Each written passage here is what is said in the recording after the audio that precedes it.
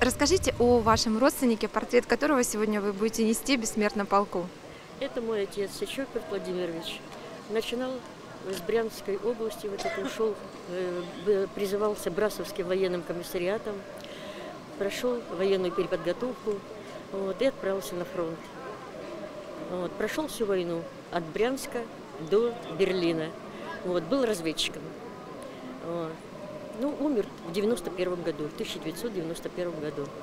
Награжден медалями за боевые заслуги, орденом Красной Звезды, орденом Великой Отечественной войны.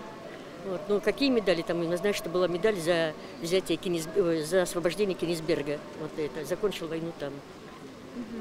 А что вы помните из рассказов вашего отца о войне, о том тяжелом времени? Он рассказывал много, да, вот о войне. В общем, рассказы такие были интересные настолько, как они брали языков, как они. Ну, это все, конечно, было где-то. Здесь где-то дневник, но вот. Так что вот так вот. И чтим память теперь. Вот решили на бессмертный полк, мы почтить его память.